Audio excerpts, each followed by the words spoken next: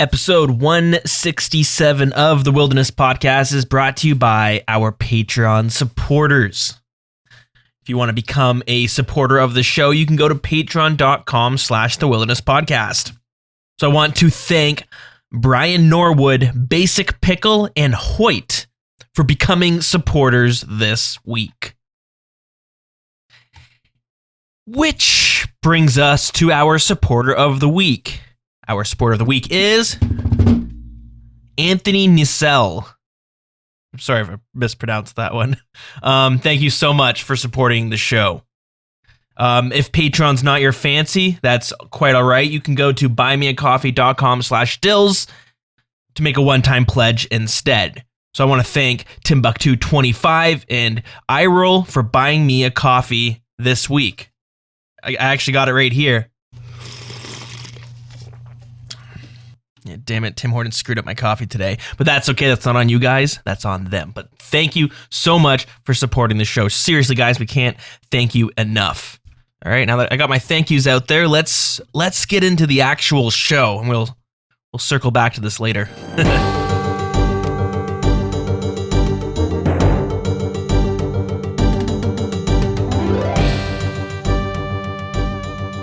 Welcome to episode 167 of the Wilderness Podcast. I am your host, Dilz, and with me is Mr. Magpies. How's it going? What's good, everybody? How's it going? It's kind of going. Slowly, though. So what we're going to be talking about this episode is the little bit of news that we got.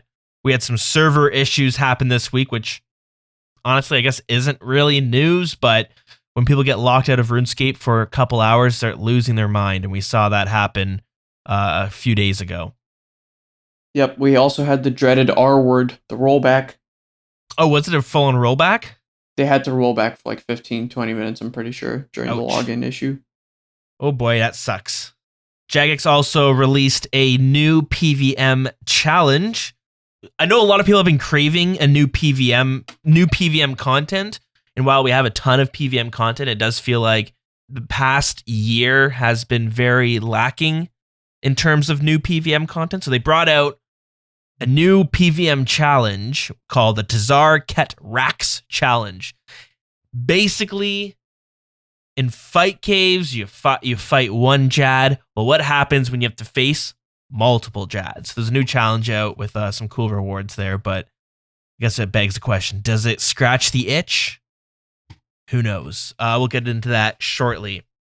And I believe we had, I guess on the same note, there was a stream that kind of tackled the PVM diaries. Is that what they're calling it? PVM achievements? They're combat achievements. Combat achievements, that's what I was looking for. So yeah, they did a little stream showcasing it. I unfortunately missed it, but Magpies, you got the deets on that one, don't you? Yeah, I was able to catch it during my lunch break. Perfect. So you're gonna have to lead that one. But Magpies. So just we actually recorded just a few days ago. But has anything happened to you since we last recorded? No, nothing crazy. I've been teaching a couple raids, did a couple raids with some friends. That's pretty much it. I've been like resetting challenge modes a lot, which just involves like going in the first room in challenge mode raids, which is always the same layout. The first room is Tecton, and if you do a solo, normally you go in, you try to spec Tecton, and if you miss, you teleport. Like, if you miss both, you just leave the raid. And so I've been going for, like, faster runs, so I'll just log in and, like, spend 25 to 30 minutes just literally specking him over and over again until I get 2 specs in a good run. If that happens, but otherwise I'll just, like, AFK fish or something. It has not been an eventful couple of days for sure. But how about you? Well, myself, I mentioned last episode that I've been in a little bit of a rut when it comes to my skilling goals. I mean, I've been bouncing around all over when it comes to skilling. I'll be doing a little bit of agility sometimes. I'll be doing some herbivore just because why not? I'm doing daily farm runs for the pet. But that happens just whenever I'm like, oh, what do I need to do? I'm going to spend 15 minutes going to do my fruit trees because it's really cheap. Little pro tip, you can plant the lowest, no matter what fruit tree you plant, it's all the same pet rate. pet drop chance. Yeah. So, you go with the cheapest tree. I'm doing apple trees, and you can kind of attempt to get the pet without killing the bank. So doing some apple tree runs, doing Belladonna by Draenor Manor, doing the seaweed on Fossil Island, doing mushrooms, some cactus. That's pretty much it. Varying it up. Nice. Yeah, hoping to get that pet at some point, but we'll keep at it. So I've been bouncing all over the place, but I'm in a bit of a rut when it comes to thieving. And I mentioned it last episode that I get super bored when it comes to pickpocketing Artie Knights or pickpocketing in general.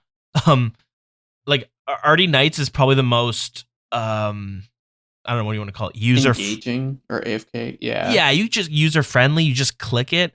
Whereas you get, like some of the NPCs like elves and I think gnomes and vampires, they have that talk option, which is going to be, if you're going to click it, that's the first thing you're going to do. So you need to kind of right click it, or you need to press and hold on mobile and pickpocket them that way. So it takes a little bit longer and it's less AFK for sure. So again, it's not quite as fluid, so it's less enjoyable for me. But I had, two people actually messaged me pointing out to try something else. So shout out to Evil Morty and TK who recommended I go try Sorcerer's Garden. Is this a piece of content you've done? A little bit. I actually recently did it as like a community mini game, which is actually really fun. Oh, really? Yeah. It's I'll talk about it like after you cover the mini game, I think. But okay, yeah, you'll have to explain how it works out. But so this is a mini game that's been in the game for a while. I've never done it, and it's really tucked away. Like I think part of the reason I haven't done it is because you don't see it unless you're looking for it. Yeah. So you never, when you're younger and you're playing this game, you never come across it, or you never see it off in the distance. And you go like, oh, what is that? I want to figure out what the hell this tower, this garden is, because it's by the Shanty Pass in Alcred, and there's like a little hut just, I think it's north of Shanty Pass, and there's like some lady in there, and if you talk to her a bunch, she'll offer to teleport you to the Sorcerer's Garden, which then teleports you to some area which isn't even included on the map. So, I mean, it looks nice, and I think if it was placed somewhere in games that you could walk past it, more people would be checking it out. But when it's the only way to get there is teleporting out of the small little hut, a lot of people are just not going to even know it existed, and I was one of them. And I mean, I knew it existed, but I never checked it out because I always just assumed it was like Fishing Trawler or like Rogue's Den. It was some like mini game from like the mid 2000s that's super janky, and with those type of mini games, you tend to, if you want to be able to actually do it without getting super frustrated, you kind of have to go on YouTube and watch a video that breaks down how it works. Otherwise, you're just going to be like slapping your head being like, why doesn't any of this work?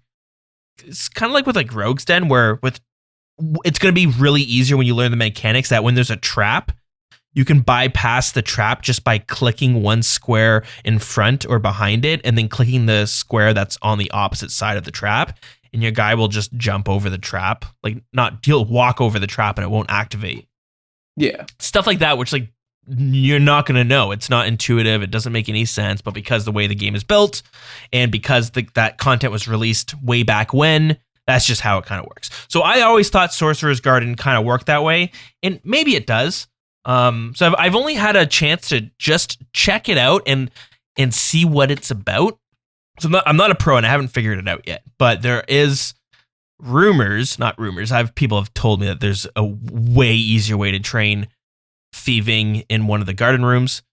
But basically the way it works is there's 4 rooms, 4 gardens, and they all have a seasonal theme. So there's winter, fall, spring, summer, and summer is the best room to run. You need, I think it's 65 thieving. I'm pretty sure it's 65 for the summer one. Yeah. So anyway, that's the most difficult one, but it yields the most experience. And each garden is basically a maze, and they have these elementals that are patrolling the maze. And the way it works is if you come into, if the elemental is looking in your direction and you're in the 1 or 2 tiles away from it, it will send you out of the garden. And the whole idea is to bypass all these elementals, grab the was it squirk fruit? I think it's called squirk fruit. You get that from the middle, and then you can turn that into a drink, which you can then exchange for experience, I believe. Basically, I recently had to do this again for this super cool mini game that my friend devised, which was part of like the series of challenges that he was putting us through. Basically, if you go to do Sorceress's Garden in a PvP world with someone else, it becomes like 10,000 times more fun if you try and like bind each other in place. Oh, yeah? So you go in with like a water rune and a water staff and like nature runes and stuff, and you try to like bind someone in place, and it becomes like a competition of who can get there first, but you can freeze them in place. And so if you freeze them in the non-safe parts of the hedge maze where the guardians can see you, they get teleported back. So it becomes like a risk versus reward. Like, do I go out of the safe spot to risk binding my friend and putting him all the way back? It's super fun. It was actually really fun to do. Yeah, that's cool. I like that idea. It was a blast. It was like one of the most fun mini game / activities I've done in a minute, which is nice because the game still has like that potential of like, if you're not focused on XP waste, then you can still have a lot of fun with it in a sandboxy kind of way. Oh yeah, there's so many random things. And this is why when you go to the Grand Exchange, you see people just like dicking around in like weird costumes and stuff, because they're just having fun they're having fun in some way that's obviously not PVM related or skilling related or any of that stuff. But I mean, unfortunately, sometimes you do got to get those grinds in. So that's where I'm at. That's where I'm trying the Sorcerer's Garden. I've had a little bit of experience going through it, and it's difficult, but because this content comes from, when was this content released? In 2007. So it was released in 2007. There's obviously ways to not break it, but to kind of game the mini game. There's a RuneLite plugin for this. I'm trying to figure this one out, but there's also YouTube videos that are labeled one-click summer garden method. And the idea behind this is when you start the maze, you click the area where the fruit is, and your guy will just run to grab the fruit. He'll run through the maze, and you can set it up so that you click once, and he's going to skip and run past all of the elementals that are patrolling the area, and you can get the fruit in the middle, which means you can get your experience, but requires like one click every 30 seconds, which is like kind of it's like AFK in the sense that you could probably like watch YouTube easily on the side and do it, but it's such a weird system that you don't just click once and your guy goes. You need to set up that mini game so that you can keep doing it. And it's a little janky. It's very strange. YouTube videos that I've seen say it takes about 20 to 30 minutes to set it up. So obviously, if you're going to be doing this method, you're going to want to be doing it for a good chunk of time, because if you're going to spend 20 minutes setting this up, yeah, you might as well be in it for the long haul. Yeah, because since there's like the summer one specifically, there's like, I don't know, 5 or 6 elementals patrolling the area. And when one of them catches you, they stop moving for a second and they send you out of the garden, and then they continue on their route back and forth. And you have to get caught by certain ones that they're all linked up and they're like synchronized, so that when you click, your guy will run through them and none of them will be looking at you at that time. Yeah. And it's very strange and it's very hard. I don't quite know how to do it. I was doing it earlier today because I was hoping to actually be able to figure this out so that when I come on the podcast, I can like, hey, this is how you do it, and it's great, or it sucks and it takes forever to set up. but I've just spent the time setting it up, and I'm not doing it properly, or I'm doing it inefficiently, but it's tough. Yeah, so I actually can't even speak on how it is once it's set up, but it's a method that's available. There's YouTube videos explaining it, and it's a little bit confusing, but people say this is the like quote unquote AFK way to train thieving. So I figured, you know what, I need to learn it. If I'm going to bitch about thieving, I should learn how to do every single method. So this is going to be something I'm going to be tackling over the course of the next few weeks. And I say the next few weeks because, you know, sometimes when I'm playing, I'm definitely not going to be wanting to do this. Yeah, totally. I don't know if it is actually 20, 30 minutes. Maybe the video said that it takes 20 minutes and I'm wrong, but it feels like it should be easier to set up than that. Like, hopefully it should take like maybe 5 minutes tops from what I remember. That would be ideal. And like I said, there's a RuneLite plugin that's supposed to help you. But I can tell that it will make it helps a lot once you already understand what to do. But like, I downloaded the plugin and I went to go do it, and I was like, I don't understand what all these tile markers are for. What are these numbers? And they're all relating to like the certain sequence they're running. I don't know. It's confusing, but yeah, part of it does feel a little bit of a relic of its time. I mean, I know we've talked about this topic, but so with RuneScape 3, they have like a team of devs, and their job is to kind of go back and just like tweak content. I think they're called like the Ninja Team. Okay. And they get a cool name. Yeah, it's pretty badass, eh? So they kind of do quality of life updates, and the idea is that they just kind of go in and they tweak things that like might kind of go unnoticed. I was going to say, that reminds me, like, shouldn't we just had February pass? Remember when February was the big like quality of life month where Jagex did that for a month? Yeah, I think they what do they do, mini games instead? Now, like in old school or RS3, you mean? Old school. I think February this month, or maybe it was January, they tackled a lot of mini games with Soul Wars. I don't know what they tackled then, because maybe that was like January, February, but all they did was do the Soul Wars update. True. I mean, it would be nice to have like a ninja team that goes back and just does quality of life stuff, or they go back and fix little things. The ninja team is supposed to, and then it's not like huge updates coming out, but they would go and like and tweak fishing trawlers so that it doesn't suck as much. They're not going to rework fishing trawler, but they'll fix some of the parts of fishing trawler that suck. Maybe like Rogue's Den and stuff, and they just kind of go in and do it. And it is a pretty. It's a team of, what is it? 1, 2, 3, 4, 5, 6, 8 people are on this team. So it's a chunk of people.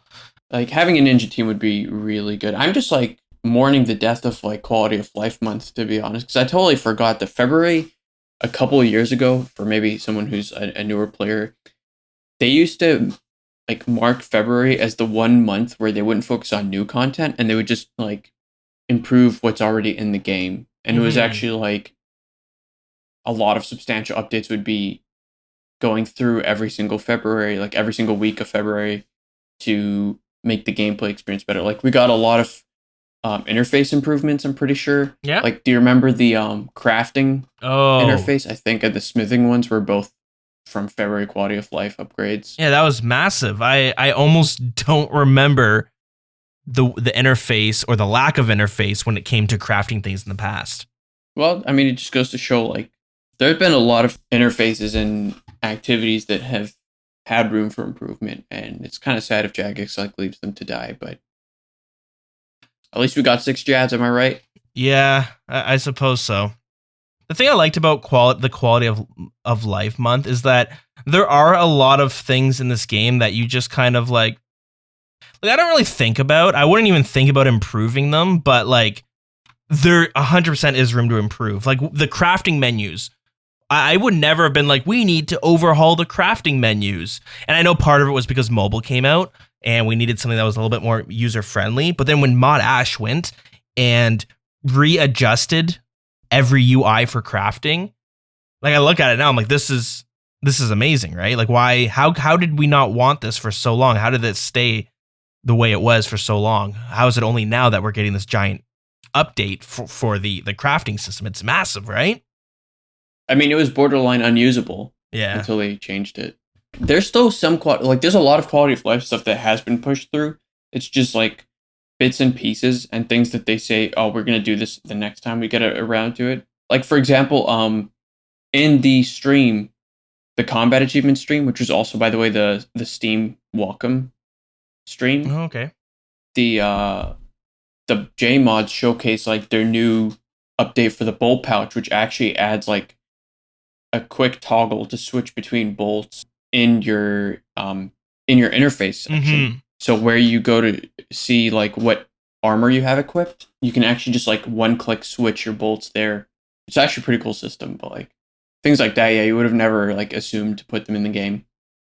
Yeah, I mean, I've had the bolt pouch for a really long time because I got it thinking it would be useful, and then it never really was. It's useful if you want to save inventory bank space, but I thought it was going to be used the way it's going to be updated. So I picked it up and I never used it. It's just sitting there. So it's great that those things are getting a little bit of life getting breathed into them. Yep.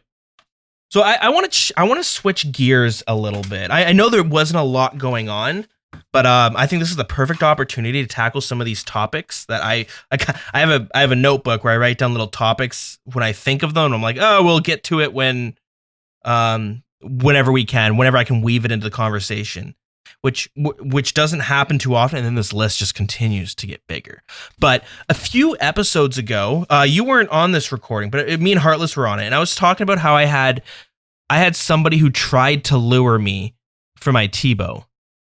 And it wasn't great. They did a terrible job at it. And it was just blatantly obvious that it was a lure right from the get-go. But I know this is like a popular thing to do. You know, when I'm rocking my T-bow, so the twisted bow, it's one of the most expensive items in the game.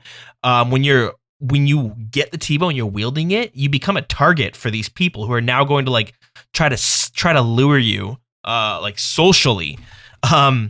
Totally. It's not like the lures back in the day. So you weren't on that recording, but when I'm wielding my T-bow, you can tell that like the T-bow is all I've got. I'm wearing like blessed D-hide. There was a point where I had snakeskin boots. So I'm not looking too pretty, but for this group of people, they looked at me like, oh, let's try to lure him out. Magpie, someone like you've got your T-bow, but you've got is there any end game items? Yeah, as Heartless says, I the Bank of Magpies. I don't have an 18-bill bank, by the way. I was just gonna ask. Just to clarify. But like, how do you? And you always keep your public on, or at least you keep it on a fair chunk at the time. How often do you get targeted from people who are lurers? I never ever teleport to the GE with my expensive gear on. Never. Like you purposely do that. Yeah. Like sometimes I'll be like about to teleport to the GE. Like if I teleport to my POH and I go to left click on my altar, or not my altar, my Nexus to teleport to the GE, which is my left click. And I like stop myself and like click away so that I can actually take my gear off, just so I don't show up to that cesspool where like people target, because they like can see who shows up. And I'm pretty sure a lot of them have bots that tell you, like almost like PKing scout bots. They tell you when someone in the vicinity has something valuable equipped, because there are like equipment inspection plugins in RuneLite that tell you like if you right click inspect someone what they're wearing exactly. Yeah. If there's ever like if I'm teleporting from Nightmare, for example, which is where like I'll either be in Inquisitor gear with a scythe, which is like super expensive, or full Ancestral with a harm orb, which is also super expensive. I'll never go to the GE. I'll always like take all my stuff off and then go. Sometimes I'll still get messaged. There's been actually, it's funny that you say that. There's been one account that has been messaging me for the last like 2 months, and he says the same thing every time. He says, "Been a while." But a while like without spaces, so it's all one word. Every time he logs in, he'll message me, "Been a while," and I take a screenshot of it and I like try to document every time it happens. I have no idea who this person is. But the thing is, their account's name is the same like first name as someone I used to play with back in the day. I think maybe that's the point, is like they try and go for a really common name. So that's the extent of like me getting targeted. But otherwise, I keep my private on. If it's someone I don't know, I almost never respond. I'll usually respond. I'll take that back. I respond. I'm like, hey, how's it going? Do I know you from somewhere? Normally, it's either like someone who I've taught a raid before or someone who listens to the podcast. I'm like, okay, yeah, nice. Hope you've been doing well. Like what grinds you're working on. But if it's someone who's like, oh yeah, we go way back, and I'm like, how far back do we go? ? And if they can't like tell me the name of like an old clan that I was in as a kid or some old friends that we might have shared, then normally I'll be like, sorry, you've got the wrong dude, and I'll just like stop answering them or something. That's smart. So I mean, like you actively prevent yourself from getting lured. Like you have precautions you put in place. Yeah, I always go with protection. I've always said, kids, don't be afraid. Always go in with protection. That's smart. We'll quote that one. But yeah, I always like teleport in with nothing on me. Interesting. Generally. I've seen a bunch of people get lured for the T-bow, and and with your 18 bill bank, like that's a whole. I don't have an 18 bill bank. It's a whole different level of of victim. It's interesting to see how lures have evolved as we've grown up. The way lures used to work is they were like the reason they put the wilderness ditch in was to prevent people from getting lured, because I mean there was a time where there was no wilderness ditch, and what people used to do, they would find people. There was this.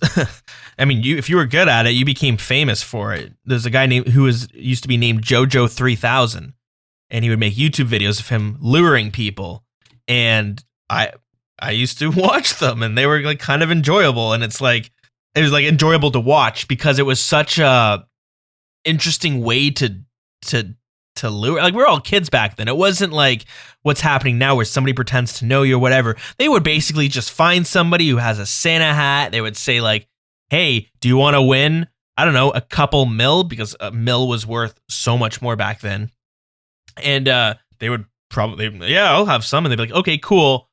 Keep your items on or whatever it is. And then what they would do is they would drop 10K just out in the wilderness, because 10K, once you hit 10K gold, the way the money looks like that no matter how much money you have. Like 10K will look the exact same on the ground as 2 bill. Is it 10K or 100K? Almost certain it's 10K. Okay. Yeah, 10K looks the same as 100K and as 100 mil and all that.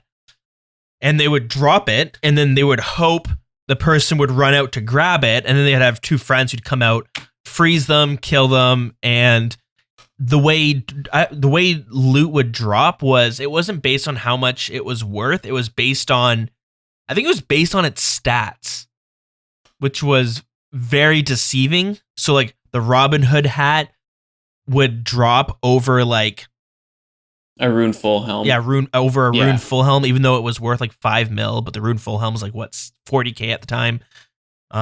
But just because the stats, and same with like a party hat. A party hat would drop. The party hat would drop to the floor, was worth less. And like Jagex saw the party hat as being valued less than even 1 gold piece. So if you picked up the 10K gold and then you got PK'd, you drop all your stuff for the most part. And that's kind of the way luring used to work. They would drop stuff, then they would just hope you weren't going to use telegrab. And then they put the wilderness ditch in the way so that people couldn't accidentally go into the wilderness.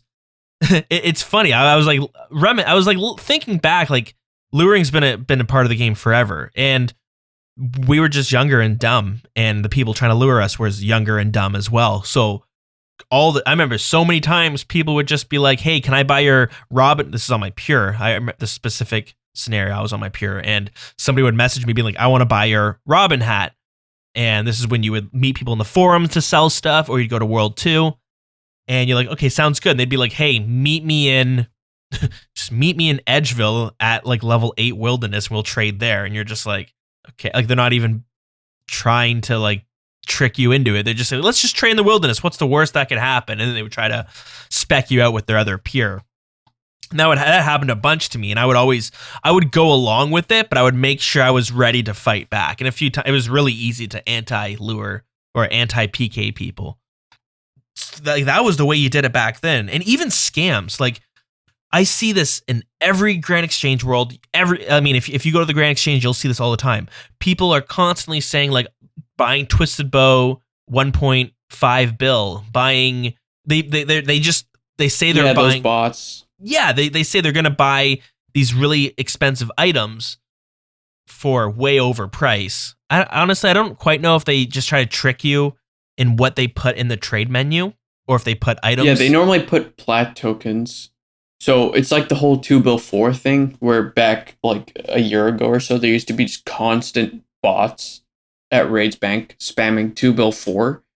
And you trade them and it's like the people at the GE trying to buy stuff for overpriced. They're usually bots, and what they'll do is they'll like put in plat tokens for almost the amount that you think it is, but without the 1,000. So normally one plat token is 1,000 gold. So if you want to put in 2 bills worth of 2 bill GP in plat tokens, you'd put in 2 mil plat tokens. I'm like tripping myself up now, but you'd put it in and the chat would say 2,000K. Right, for 2 mil plat tokens. So what they would do to try and scam you is they'd only put in 2,000 plat tokens. And when you go to read it, it says 2 mil, which is just 3 zeros missing. And if you read that and you see like it's just a 2 and then a comma and then 3 zeros and then a comma and then another 3 zeros, it's really easy to be like, oh, okay, that looks like 2 bill. It's a super, super dumb trick, but it just relies on plat tokens like messing with your ability to do math, basically. Like, a lot of people are going to be like, I'm not even going to try to... It's obviously a scam. I'm not going to even trade them to show them my Twisted Bow, whatever it is, because it's not worth it. If I could compare that to, like, how people used to scam, and it's so funny. Do you remember trust trades? Yeah. Trust trades, like trimming armor, doubling money. Those were the ones back in the day. Yeah. Oh, yeah. Doubling money used to happen all the time. Actually, now that you mention, I'd never see people doubling money at the Grand Exchange anymore. That's hilarious. That's cool. I never even realized that. You never see that. We've evolved into a more insidious form of scamming. Yeah. Yeah, we really have. But an armor trading, armor trimming, I can understand a bit. You're relying on whoever it is to not understand how trimming armor works. Yeah. Because a lot of people aren't going to know, oh, you have to get it from a clue scroll, whatever. But trust trades was the silliest type of scam that used to happen back in the day. And goddamn, did I ever get scammed like 3 or 4 times. Like I got hit all the time. I was so gullible. Damn. And the way trust trading would work was like, hey, whoever trusts me the most, trusts me to trade over the most amount of value will win. And it was like full rune. Like it was never much. And the idea is like you would trade a rune simi. They trade it back. They say thank you. Then they would have friends there like, oh, wow, this guy just traded me a rune plate body. And then you would trade a rune plate body and legs. And then they trade it back. And then somebody else would trade then they would say like, oh, this guy's winning. He's traded me he's traded me 5 rune plate bodies. And then you're like, okay, well, here's all my rune armor plus 100K. And then they would just log off. You're like, oh, God damn it. How did that happen again? Okay, so how many times did you actually fall for this? I fell for it. If it's more than like twice. I fell for it a couple times. Okay. I one time I remember exactly. And then I know it's happened another time after that. But I also had this issue. I got scammed all the time. And I feel like I've developed into a much smarter human because of it. Yeah. I do not want to know what state I would be in if I didn't get scammed in RuneScape. I'd probably be getting scammed nonstop in real life. But I would meet friends and then we would exchange passwords. The amount of times I would log into my account to have everything wiped, a lot of things, like 3 or 4 times. I remember there was this one dude. His name was Nuff Seds, and I met him at the Hill Giants, and we became friends. And we used to talk on the phone, and we were all saving up for this. We thought it was like the most epic fashionscape ever. And now that I look back, it was so dumb. What it was a Dragon medium helmet, and at the time it cost $1 mil. I remember that exact $1 mil for a Dragon medium helmet. We were aiming to get Black Mystic top. Can't remember how much that was. Dragon legs, which was like 2.4 mil. Yep. A Zamorak kite shield, which was a lot of money as well. And then you'd have your Dragon scimitar. And to me, I was like, this is going to look so sick. And me and this guy, I spent forever saving up for it. And he was also saving up for it as well. And I swear, I log in one day, all of it's gone. As soon as I got it, all of it was gone. And I was like, dude, what the hell? And then he was like, you know what? My brother jumped on your account and stole everything. I'll try to get it back. And then I would like not get it back. But then I would trust him again. And then it would happen again. And I'm like, damn, dude, what happened? And he'd be like, I don't know, man. Like all my stuff got stolen too. And like, oh, it was terrible. I used to give out my password and I would get scammed or just hacked. I don't even know what you want to call it that, but like happened all the time. Fuck. I remember, oh my God. So many times did that happen. I would have a pure and I would have him parked at lesser demons training his magic. And I remember I can hear you getting flustered as well. Like you're like legit breaking out into a sweat or something. Yeah, because I'm looking back and I'm like, so many things would happen because I let my password out because I'd made a friend and then I trusted them. And I remember I had my pure parked at lesser demons training magic, but with the lesser demon spot at Karamja, when you're trying to grab the lesser demon to get him behind one of these pillars, you could easily take damage from another lesser demon. And when you're a pure, it can get smacked for a fair bit. And I ran out of food and I had like 3 health left. And I was like stuck behind this pillar and I couldn't move. So I logged off, was going to go bring my main over. And I think this was the time when you couldn't log into 2 accounts at once. So I was going to bring my main over, drop some food, log back in my pure, grab it, eat it, and then I'm safe. I logged out, and as soon as I logged out, that guy logged into my pure. And I was so mad, and I was like, dude, log out. And he's like, why? And I was like, dude, log out. And he was just like, I don't understand why. And then he was like, oh my God, man, I didn't mean to, but you just died. And then this is back when you died, you lost all your stuff. People are going to go jump on it and loot your body. Oh my God, I was so mad. We're bringing back like the painful memories right now. I know that's the problem. Like a lot of my memories of old school RuneScape, of RuneScape back in the day, are like that sinking feeling in your stomach when you look away. I'm on Tippet or something. I'm on some website and I look back and I see my my character in Lumbridge. And you're like, I just lost full rune or something. I had that sinking feeling recently as well. My wily Hellcat died. It was really, really, really annoying because I remember top 3 most infuriating like moments in my old school life was like old school being like 2013 on. But I remember I like was training my cat to fight Hell Rat Behemoth so I could get orange spice for like a hard or elite diary. This was like 2 years ago now, but I remember I was like focusing so much because anytime I turned away, like if I alt tab for a second, my cat would die. Yeah. It was like, I think it was still a kitten at that point, but I just could not be bothered waiting and I could not be bothered so it was kind of my fault, but I just wanted to kill a Hell Rat Behemoths, which are like really strong and they just hit your cat over and over again if it was still a kitten.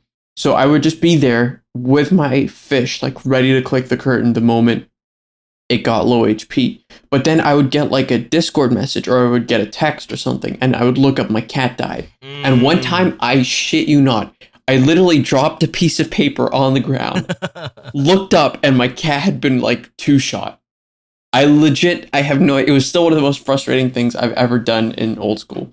And that recently happened to me again where this time it was a wily Hellcat, which is like really rare for it to die. So I just like left my computer, did a bunch of stuff, came back, and I realized my cat was gone. Oh, no. I came back and saw the little sad little cat ghost flying up in the. That's the saddest part, by the way. Can I just say, Jagex are actual sadists for adding that feature? Because if your cat dies while you're killing a Hell Rat Behemoth, it literally becomes a ghost, and you can see its ghost like flying up with its like a sad expression. Oh, really? It's like, yeah, how traumatizing is that, dude?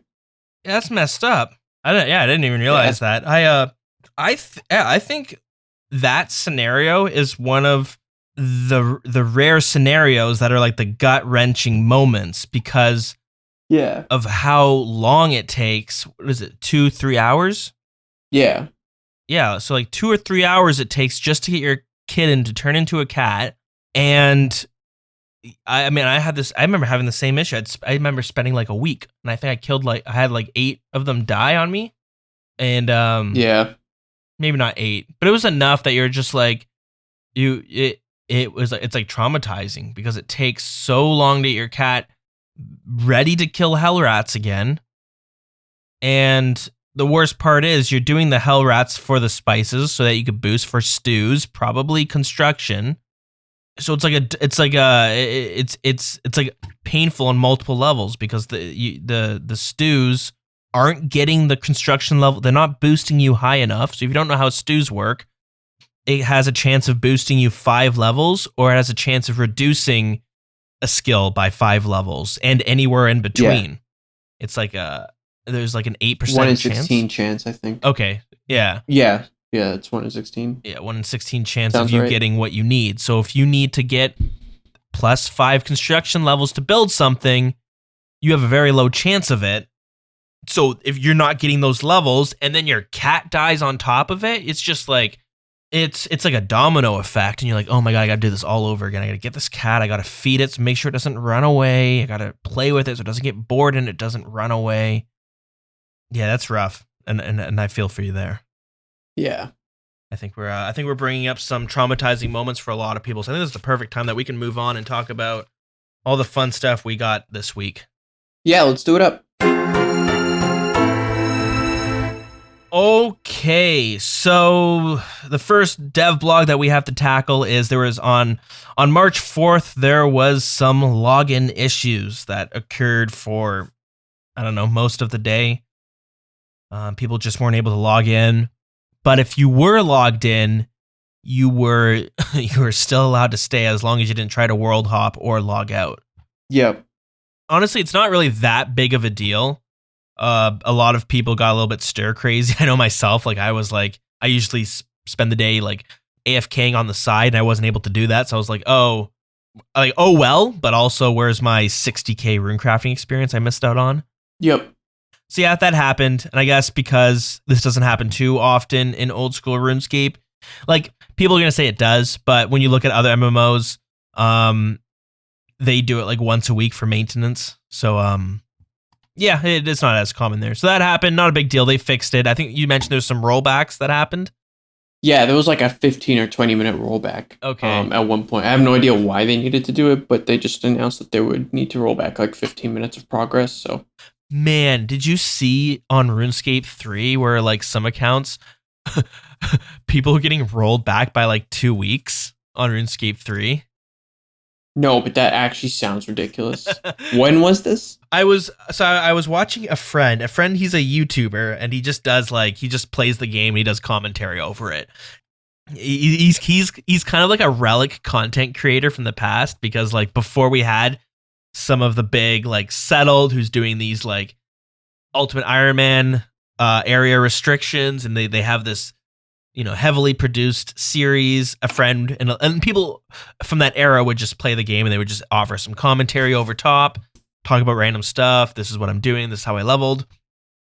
So a friend still kind of does that stuff, and he's somebody that I do enjoy watching his videos still. So I try to watch each one of them. But he's been playing RuneScape 3 lately.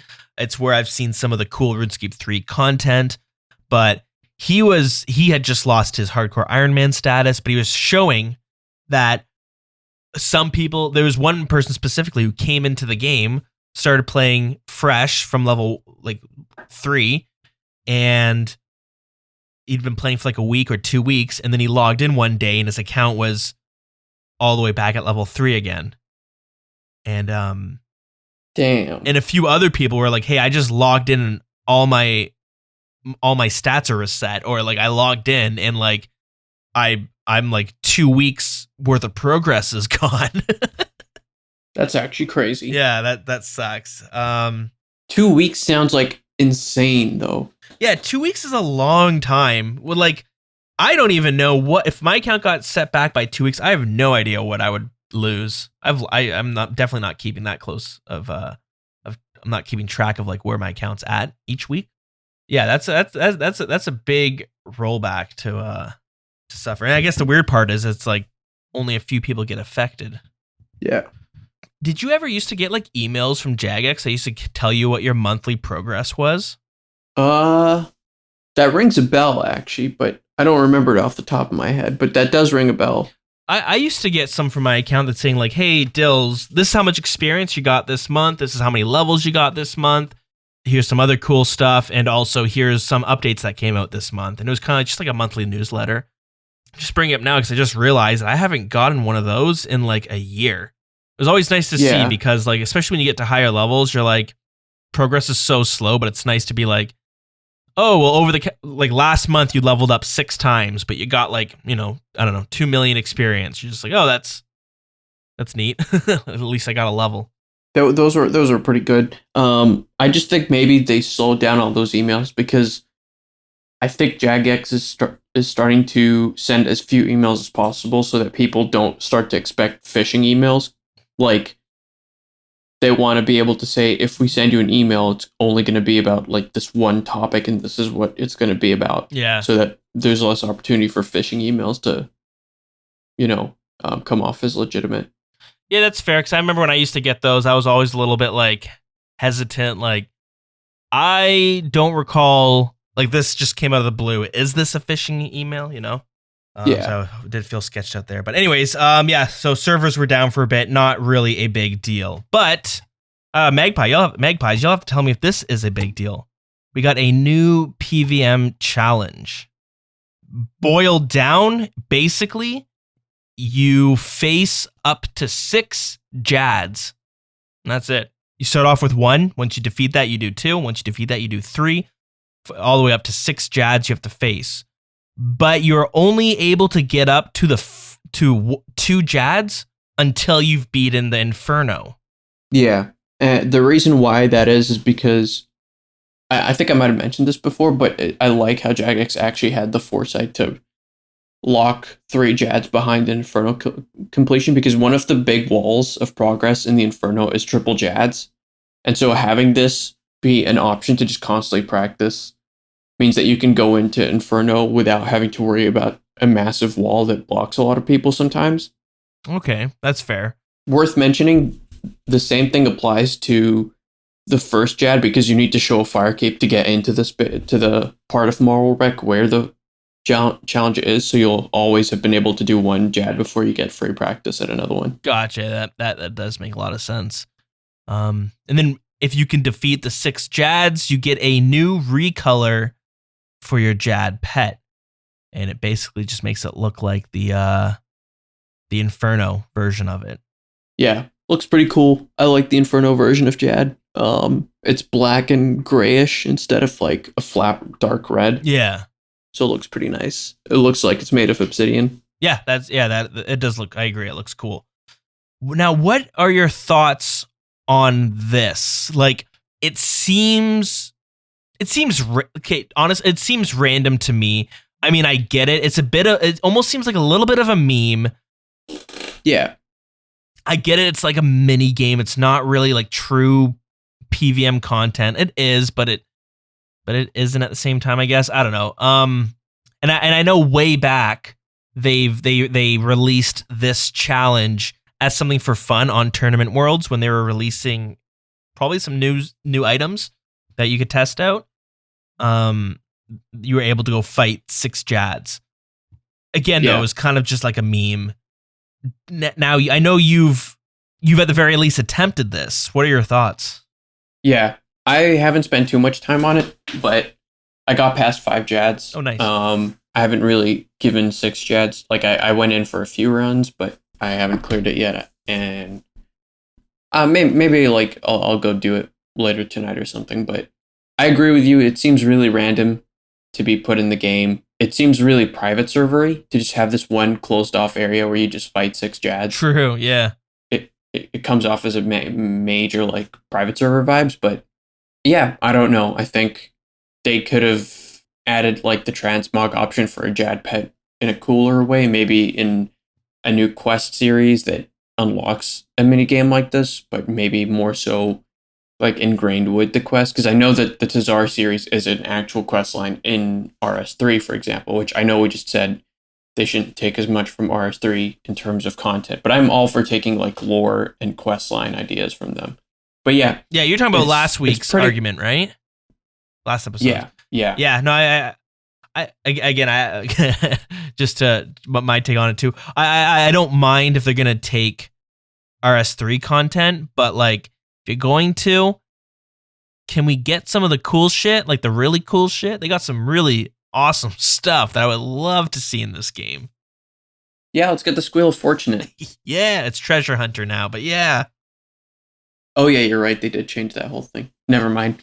I mean, going back to like the 6 Jads challenge, it's nice until the novelty wears off. Up to 4 Jads, it's pretty straightforward. Like it's pretty, if you're able to do the Inferno, you're going to be able to clear it pretty easily. But once it gets to 5 Jads, it gets way harder. And then 6 Jads is almost, I wouldn't say it's as big a jump as 5 Jads. 5 Jads is definitely like, if you can do 5 Jads, I think 6 Jads is the same. Like I've gotten to 6 Jads and I've killed the first Jad out of 6. So if I like kept throwing attempts at it, I'd probably be able to clear it. But I have no motivation to, you know, like I don't have the Jad pet, so I don't even have the true incentive to go do it. But maybe I'll do it because I don't know if you want to get to this part of the news update, but they actually have a competition going on for the fastest time and stuff. Yeah, they've got the 3 fastest times of the challenge will receive a year membership and a King Black Dragon building set. That sounds like a Lego set to me. Yeah, I think it is. So they have another competition. It's a competition within a competition. So they made a Twitter post saying, calling all real life builders in need of some PVM excitement, Jagex have commissioned building brick models of KBD to celebrate. So you're telling me they don't even have the building set ready yet? They're literally still game planning and brainstorming ideas and asking for commission like artists. Okay, so here's this King Black Dragon competition. It's going to be I guess they're getting a Lego set or building blocks. Maybe it's not by Lego themselves.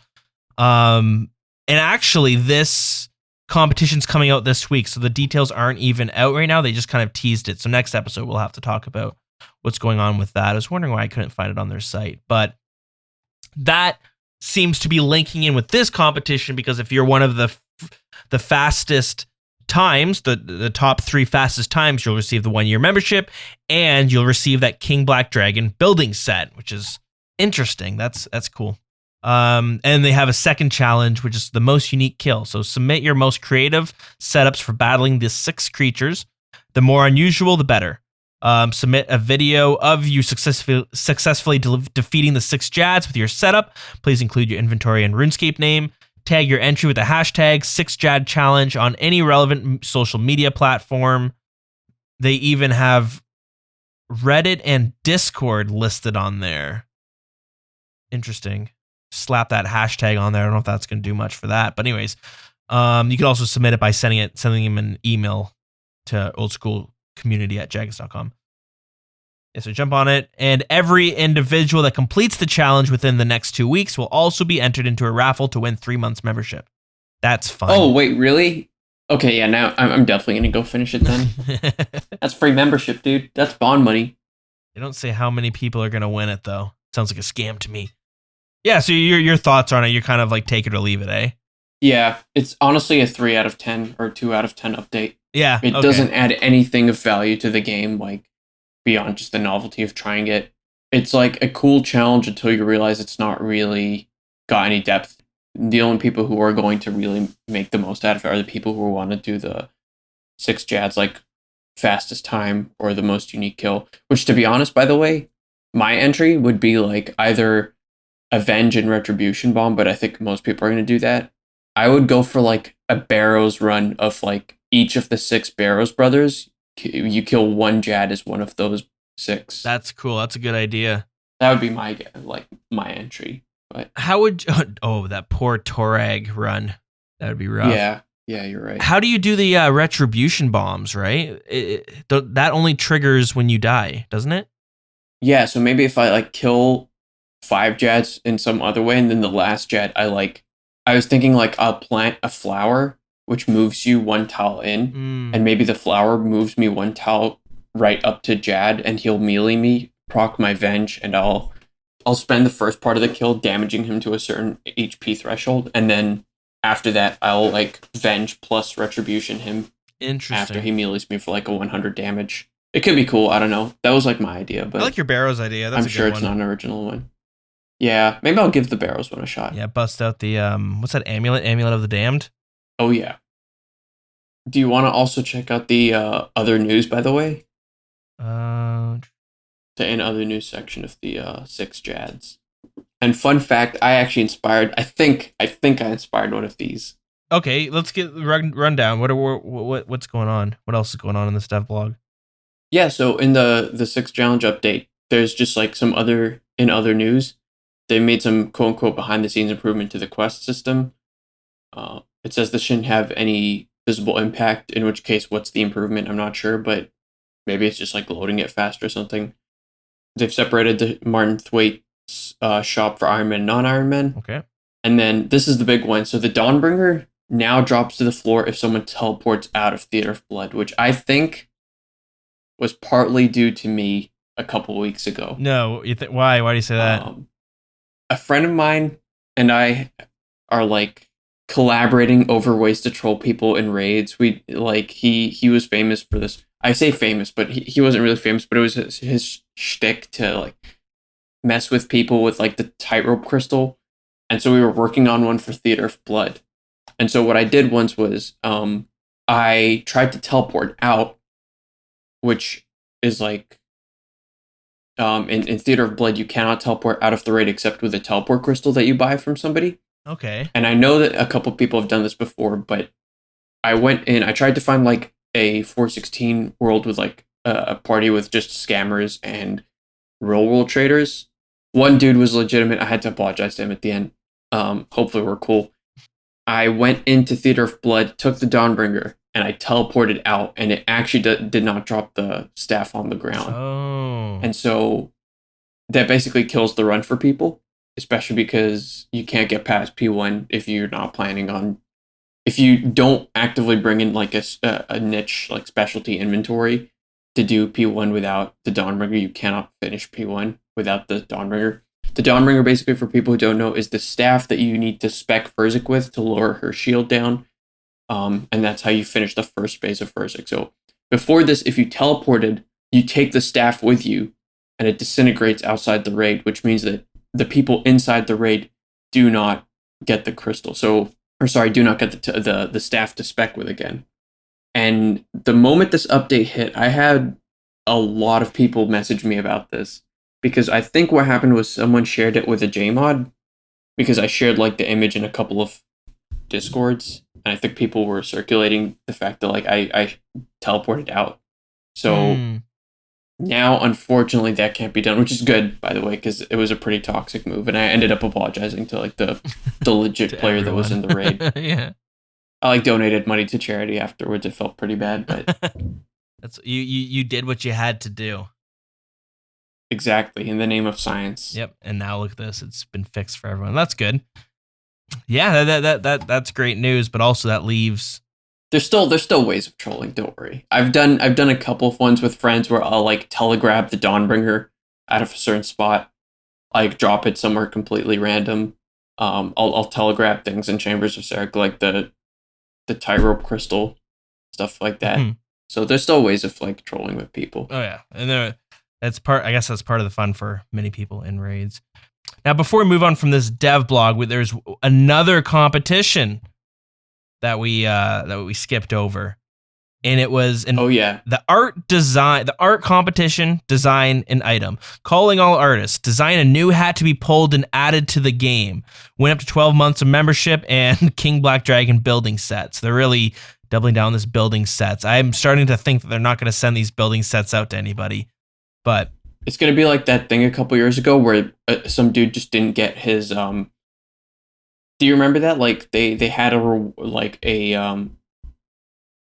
competition for someone to design like the login screen, and they never sent them because real life merchandise that the guy who was in charge of sending them out like quit or something, and then nobody thought to like tie up his loose ends before he quit Jagex. So it's like he had all these rewards he was supposed to send out, and people were just like, whatever happened to those rewards? And then people on Twitter were like, yo, where's my little loot bag of fun stuff you promised me like 3 months ago? And they're like, oh, yeah, we should get this out. So for this competition, these are the rules. You must use the color of a banana in your design. And a lot of people are taking that to mean it has to have a banana in their design. But it's just the color of a banana. I don't know why. Submit your artwork to any of the social medias or their email, oldschoolcommunity@jagex.com, with the subject line, art competition, design a hat, and use the hashtag OSRS design a hat. And it's going to be going on until March 22nd. Yep. I mean, more likely March 21st US time because it's midnight, March 22nd in the UK. Right. Just in case someone wants to post a submission in the US and gets confused with the time. The people have been like taking the banana thing to heart. I don't know why they made it that way. My guess is not some kind of conspiracy theory. I think it's just because the new birthday event was like monkey related. Yeah, that makes sense. And maybe them saying like has to be the yellow of a banana. They're thinking the exact shade of yellow from the game. And then people are like, oh, you know what? Let's just make a banana hat. What do you think? Yeah, you're right. Actually, it might be the text of old school. Yeah. What do you think this hat's going to be coming from? I think it'd just be a Django. Oh, you think so? Yeah, just like a cosmetic fun thing. I don't think it'll be from like a new quest or a new game or something. Yeah, I can't see it be like anything crazy. Yeah, it's either going to be Django or thrown into a treasure trail reward. Yeah, that's a good shot as well. That's a good idea if they put it in a clue reward. Because if you think about it, they can't really game plan around the winning submission until they see the winning submission. So I don't see how they've got like a certain piece of content that they want to have for with those parameters. Like unless it's Monkey Madness 3, which doesn't really make sense then. Seems a little bit random. Yep. My only wonder is if they're trying to like get around having making one of the interns design an Easter outfit. Yeah, actually, it might be for the Easter one. That's a good idea as well. It could be right. Just if the submission date is March 22nd and it takes maybe at least a couple weeks to look at all the submissions, and then poll it is another week. So yeah, right around Easter time probably. Yeah, we'll have to wait and see. Pretty random, but that's the dev blogs right there. But Magpies, you had watched a live stream where they showcased the combat achievements. I was trying to find where this live stream was, and I didn't realize it was tackled on with the Steam stream. Yeah, because I had watched that one, but I missed the first chunk, and I was just it was just Mod Aiza, Mod Sween kind of booting around Gillinor, showing off like different sections of it. So I missed this whole combat achievements that must have come before it. Yeah, you want to you want to walk us through what that stream was about? Yeah, so it was the like you said, the Steam welcome stream to basically introduce a lot of new players into the game. It wasn't only for the new players, it was also for like an invitation for like current players to come and say hi to new players, and like it was kind of a community event. So the stream opened with like them welcoming new players and like doing a bunch of events in like free to play worlds, things like that. At some point, they switched course to showing like a Theater of Blood run to kind of show players what like end game content looked like. Yep. And they had Mod Arcane, Mod Husky, and I'm blanking on her name, but it starts with an E. Oh. There's another J mod in there. Mm-hmm. I'll like look it up, but they were basically running Elena, a is that 3-man it? top. Yes, mod Elena. There we go. Elena. Thank you. Before they did that, they showcased the combat achievements. They showed the interface for combat achievements. They showed the interface for the clan chat system, I'm pretty sure. Mm-hmm. And how they're going to stick mini games into the clan chat system, which is like the weirdest place to put it, in my opinion. And then they went over how the combat achievements screen would look that shows you all the achievements. It looks pretty nice. I'm trying to remember it from memory here. I probably should have opened the stream up to prepare this, but it has like a 3D preview of the monster that you're killing, like a 3D animation of the monster. Okay. As well as the current task. The actual achievements are like this really cool design of like a really minimalistic sword design. And so like the easy ones are bronze swords, the medium is like adamant or something, or mithril, or maybe it was steel. And then you get what I mean, like mithril, adamant rune, and then you get dragon for the elites, and then I think the last one is like supposed to be a god sword for the master. It looks pretty cool. Really nicely designed in terms of the interface. The actual challenges they were pretty quiet about, but they showed us all the Theater of Blood ones. So I'm trying to remember it off the top of my head, but basically there was a section for perfect rooms. So each room there's a perfect challenge for, which means that in Maiden, you could take no damage from anything except her auto attack. So you should basically kill Maiden without taking damage from stepping in blood pools or from her blood spawns. For Bloat, you have to kill him without ever getting flied. There's also one for Bloat where you kill him without him turning off for a third time, which basically means you have to kill him in 2 downs, as they say, 2 down Bloat. So you have to kill him the first 2 times he goes down and is attackable. For Nylos, Nylos is going to be pretty hard. You have to kill, or like you have to finish the room without ever taking damage from the Nilokas popping on you, or by attacking the wrong Nilokas. So normally if you attack the Nilokas in the Nilokas waves incorrectly, you can't attack them again. They get like immune to your attacks. If you do that once, you fail the challenge for the entire team, which means you can't like ice barrage the pillars, things like that. So it's nice because it'll add like new complexities into the game. There are other challenges that they released, that they like revealed for Theater of Blood. I know this is a very Theater of Blood based discussion, but that's only because those are the ones they showed. And then they went and they basically did a run. And it shows you like every time you go in to do some content, if you fail a task, it will tell you X player has failed this task because. So for example, the moment they went into Maiden and attacked Maiden, it said that the first person who attacked Maiden, like Mod Husky, failed the Barrows only challenge for Theater of Blood, because one of the challenges is you can only use Barrows weapons in the theater. Oh, yeah. So that's cool.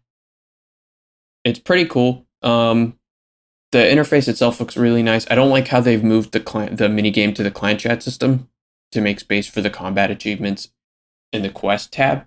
But beyond that, they just basically went over the rewards as well. They previewed the Slayer helms. The Verzik one looks amazing. Oh, really? It's got like purple, black, and gold. It looks really, really nice. And then the Zuck one makes you look like a tiny Discal Zuck. Oh, interesting. Yeah, there's gonna be some cool fashionscape out of it. I cannot wait to get my hands on a Verzik one. I don't know if I'll get both.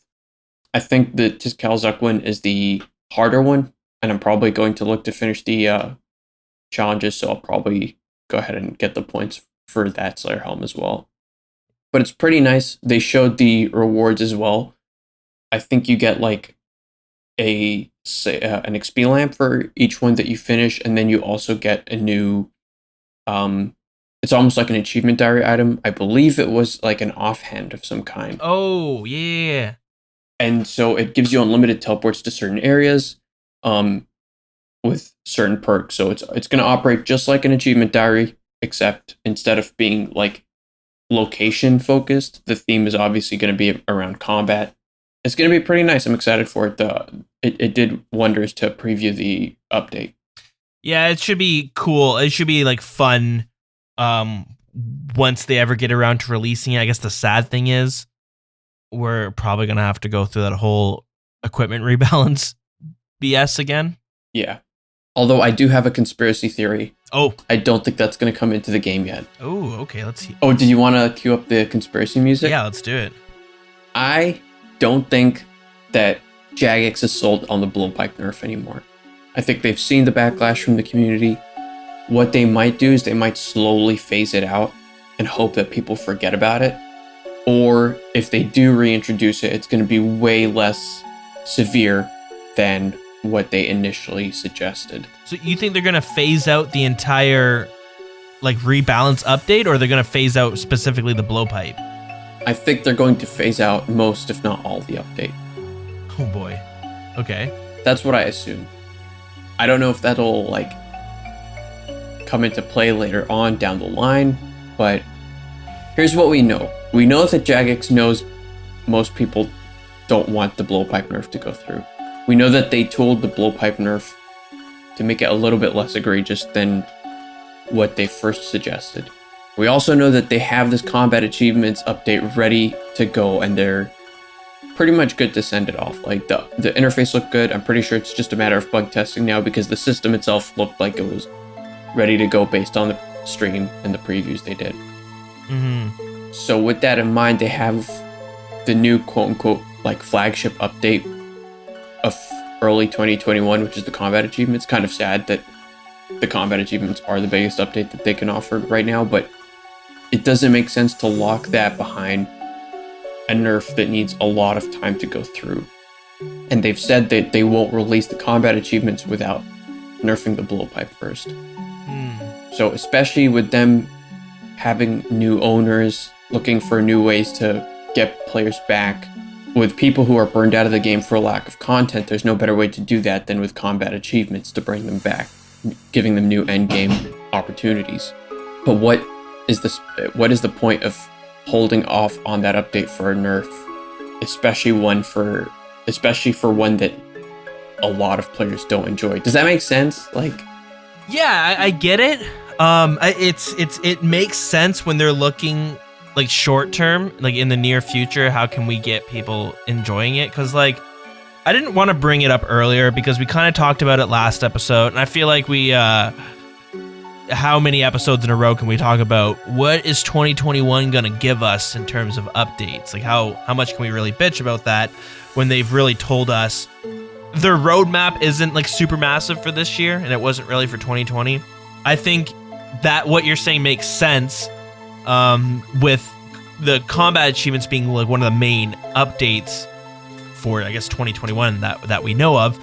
And the big equipment rebalance, like a lot, like when we were talking about this before, we were pretty confident that this was to make room to introduce new equipment down the road, i.e.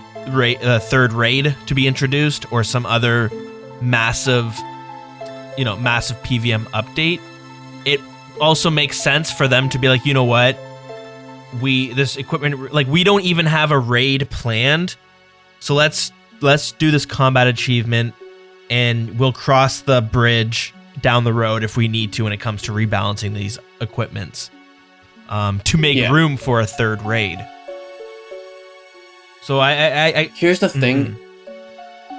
Maybe I didn't elucidate this well enough just because I'm running on fumes in terms of like dry mouth right now, but it's been a pretty long podcast. But if they wanted a new raid, I don't think that they can say they're not bringing one out because there's a lack of items and there's a lack of like opportunities for new items as rewards, because they pretty much released the Nightmare with a massive amount of rewards for what it is. Like they pulled the Nightmare as like a Corporal Beast style, like massable boss that you just go into the area and fight. Yep. But the amount of rewards that came out of it, you got a new armor set, you got a new set of staves with 3 different attachments for each like style of play. There's one for PvP, one for PvM, and then one for like general like restorative ability, which is exactly what Corp had, by the way. Corp was released with pretty much just those shields as attachments. Okay. But instead, Nightmare came out with those staves, brand new armor set, and the mace, which is a brand new best in slot one-handed crush weapon. So that alone is like, in terms of items, that's almost as much as an entire raid's worth, because Theater of Blood had an entire armor set, it had an attachment, and 3 weapons. Right. So if they wanted to release a raid, they could have done it with the Nightmare rewards. And it would have been just fine, especially because they actually removed some of the rewards. If you remember, they had a best in slot mage offhand as well that they ended up not implementing. Oh, did they? I think that was around a time where I had stepped away from RuneScape a bit, so I might have missed some of their pitches there. But yeah, they had a new Nightmare's Tome that they were gonna introduce to the game that actually passed the poll. And it would actually increase your magic damage, which is why they ended up not bringing it in, because it would have made the arcane spirit shield pretty much useless.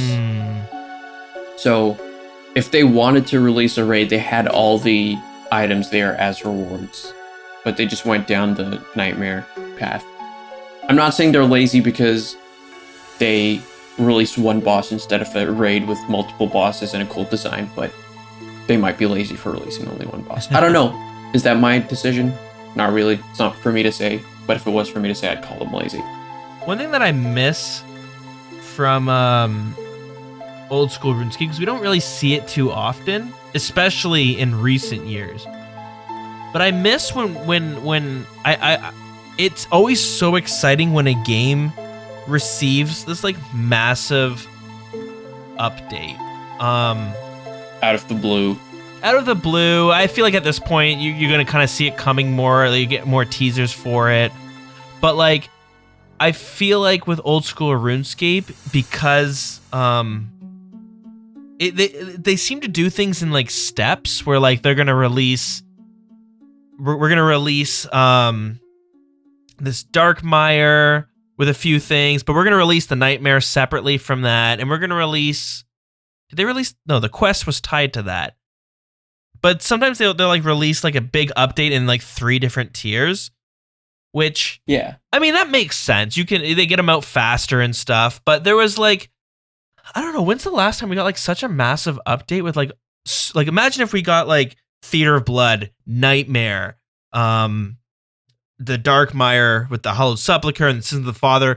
Like, imagine if they came out with an update like that where these all came out together. You know, like Song of the Elves reminds me of that, where like they came out with a new city, they had a huge quest, then they had the Gauntlet, they had all these new items, they had Volcano, they had blah, blah, blah, blah, blah, blah. Tons of things to do, right? Yeah.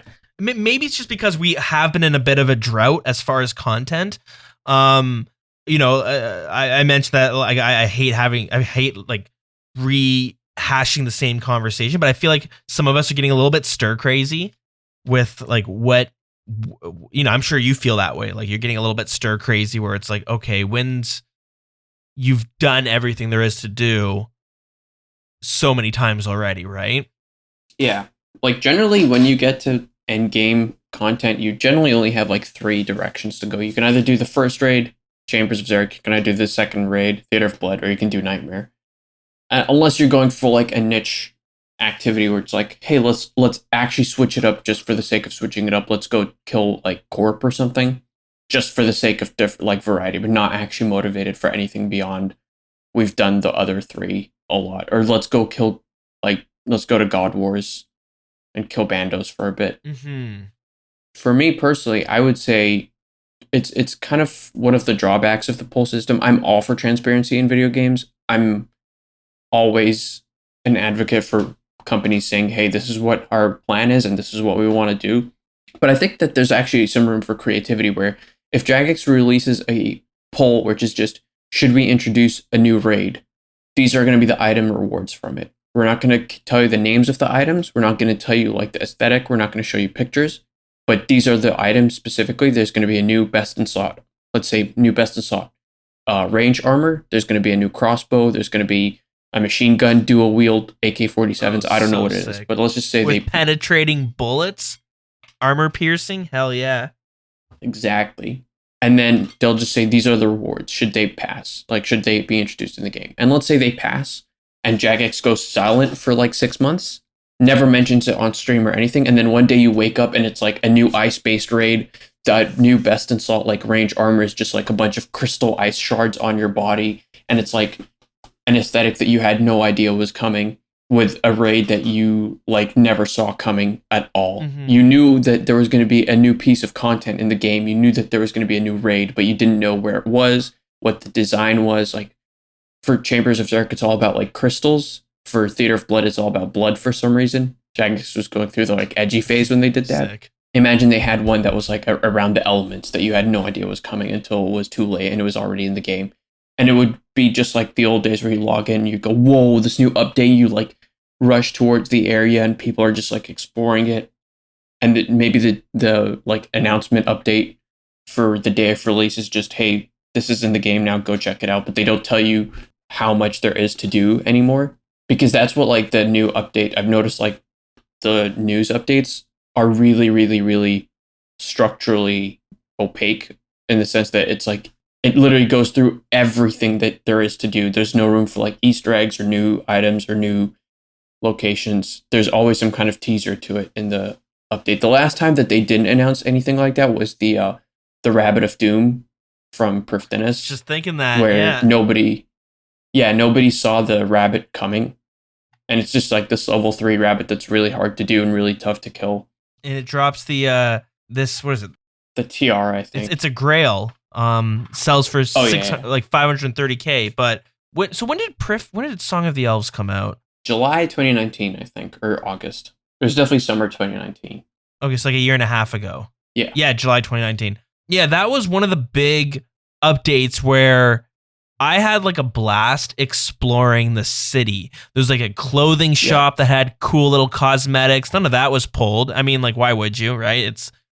They're just like little cosmetics that do nothing. They had like a crown that cost like 200 mil. They had all these like they had these like little area where NPCs were fighting each other, doing like a little boxing ring, and it was really cool. Then it had all these things to explore. It's this massive city with all this cool content. You got the gauntlet, this volcano, new way to do a new agility core, some new weapons or new armors, a new way that they did the whole crystal shards thing. There was a lot. Maybe it's just because we are in a content drought for the past since Song of the Elves, where like, well, yeah, I don't know. Since at least the Darkmire update. Yeah, okay, so it's been about a year. Yeah, you're right, actually. I was going to say maybe it's been like 6 months maybe, but you're right. We are creeping up on a year. It's March now. The thing came out in June, I think. So it's been like 9 months pretty much of no substantial updates. Yeah, so maybe that's... What has Jagex been doing? Well, I was looking at it as well, because they have... A while back, way back, they kind of restructured the way the JMods work, and they kind of split off into a couple different teams. And this way, they didn't all have to focus on one project. They could break off and do these things. And the idea was like, you know, this was when Deadman mode was going on. You had a team looking at Deadman mode. You didn't have to worry that like, Deadman mode is taking all of our resources. Like, no, there's a team for Deadman mode. That's all they do. And so I was looking at it earlier. I just like pulled it up trying to find that JMod you couldn't think the name of, but I realized they had a few other teams, which I was like, oh yeah, I remember them breaking off into teams, but I don't quite, that's all I kind of knew. The wiki kind of broke it down a little bit more, but they have a leadership team, and in this team they have, I don't know, they have a leadership team. I guess they're like the top dogs. They kind of oversee a little bit of everything. They give guidance, direction to the other teams that are below them. They have a team called the Wardens, and this is the team responsible for creating a large piece of content, mostly aimed at retaining and entertaining the existing player base, but also something you could attract new players with, so like Theater of Blood and stuff like that. So that team is led by Mod Ed, who I believe was the one who was behind Dragon Slayer 2. Yeah. They have The Unknown, So the unknown team are responsible for refining the early game experience, and their job is to specifically aim to retain new players, completely new players that try the game out.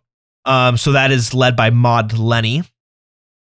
Then they have the operators. The operators are responsible for delivering quality of life updates and responding to what the players want to see. These updates are the ones that players will typically see in polls and weekly game updates. So this one is led by Mod Rock. Yeah, I guess that's kind of like the Ninja team, the team that I had referenced earlier. And then there's the Juggernauts. So the Juggernauts are responsible for delivering large group-based game features, and this is led by Mod Ash. So this is the team that's been slacking.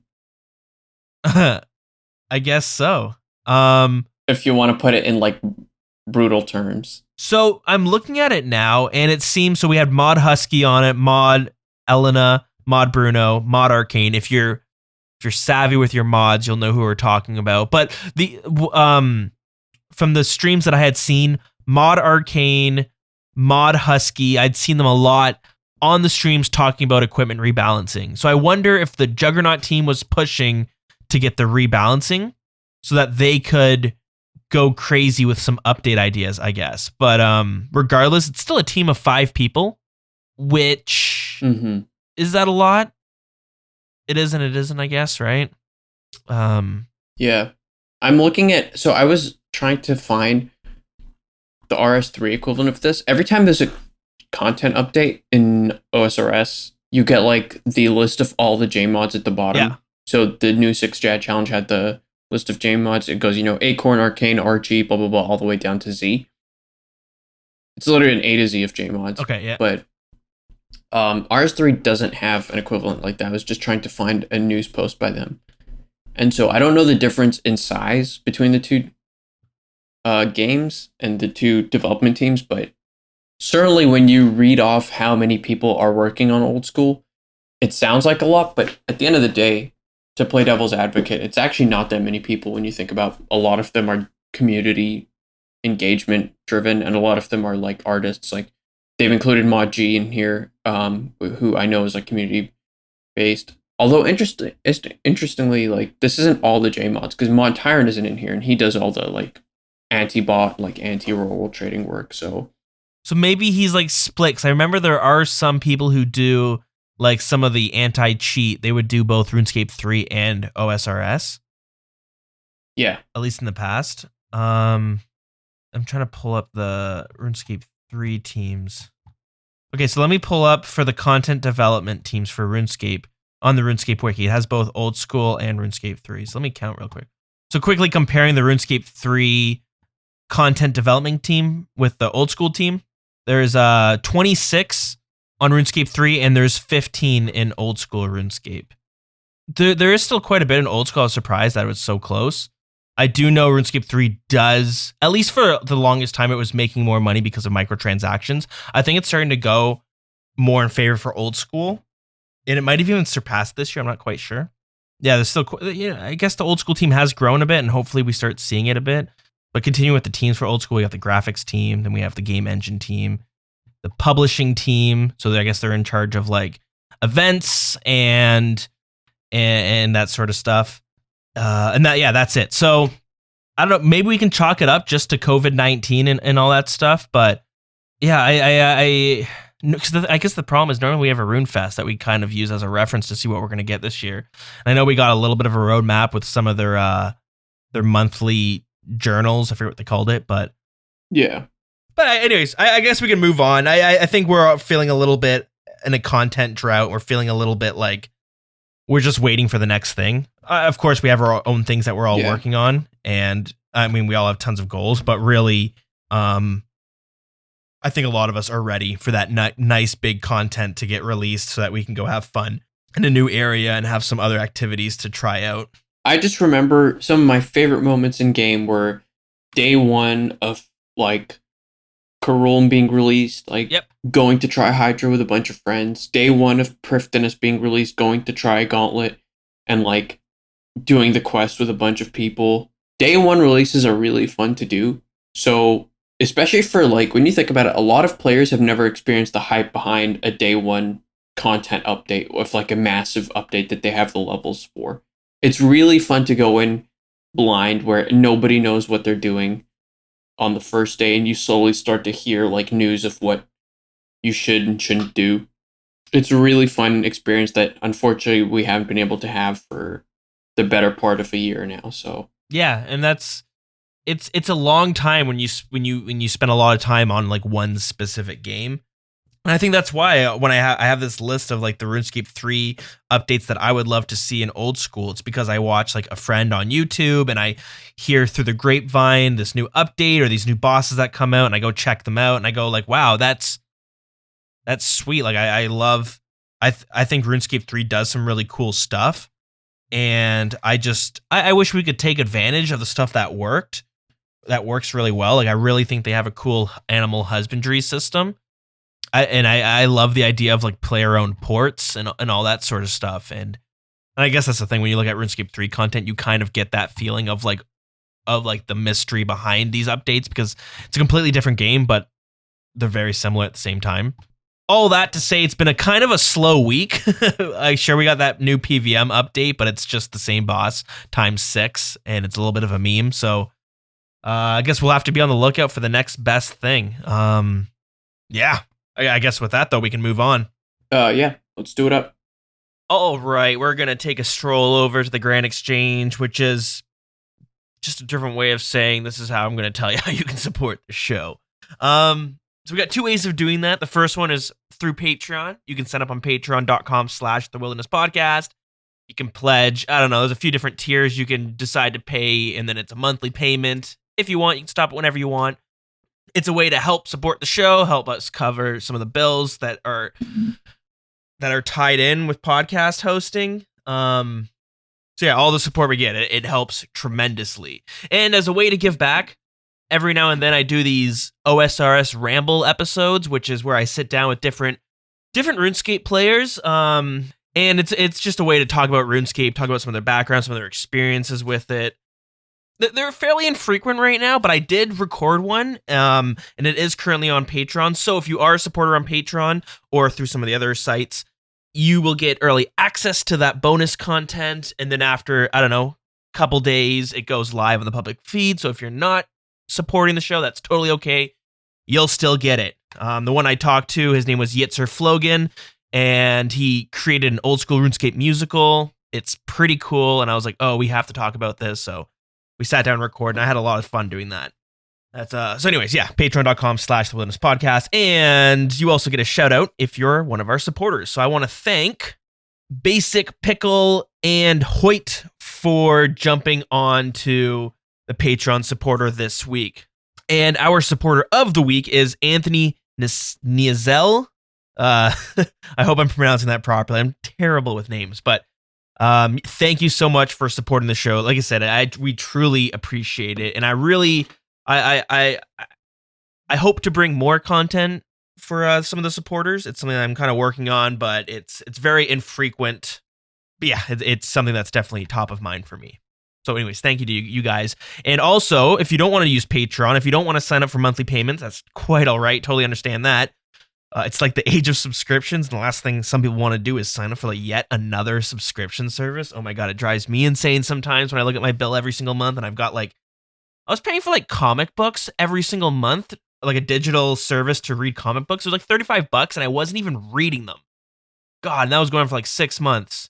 It was nonsense. Anywho, so if you don't want to do another subscription service, I opened up buymeacoffee.com/Dilz, where you can do a one-time payment of $5, which is kind of crazy expensive if you think about it. For a coffee, it's nuts. But hey, you know what? It's primo coffee. You get some little whipped cream on there, maybe an espresso shot inside of it. So thank you to iRoll. Thank you to Timbuk225 for purchasing me a coffee this week. All right. Thanks for all the support. Let's move on to the next section. Okay, so if you guys want to hang out with us in-game, you can hang out in the clan chat WildCC. If you have any questions, stories, or whatever it is you want to send in, you can send us an email, thewildernesspodcast@gmail.com. We'll read it on air. Always love getting little whatever it is, I love getting emails and I love reading them on air. So yeah, just if that's something you want to do, thewildernesspodcast@gmail.com. Our Twitter is @thewildernessrs, and we have a Discord that you can come hang out in. You can find that link in the description of this episode, or you can go on Twitter. It's pinned there as well. A lot of great stuff there. Magpie, any final words before we sneak on out of here? I think we covered our bases pretty much with this update. Oh yeah, covered our bases and more. The song of the week I'll pick out. So since I've been kind of on this wilderness pet grind, the wildy pets, I like to turn on the music, and there's just been this one song that likes to kick on randomly when I'm heading. I think it's when I'm heading to Venenatis. I can't remember exactly where I bump into it, but it's a fun little song, and every time it comes on, it stands out to me. I really like the beginning of it. So this song is Dead Can Dance, and it's unlocked in the Graveyard of Shadows. Before this track was released, Wilderness 2 used to play in this spot. The title of the song refers to the Australian band Dead Can Dance. And it can also be unlocked by scrying through a Graveyard of Shadows portal in a player-owned house. Yeah, it's a fun track. We'll play that one while we are getting out of here, and we will see you guys on the next one. Hell yeah. Take it easy, guys.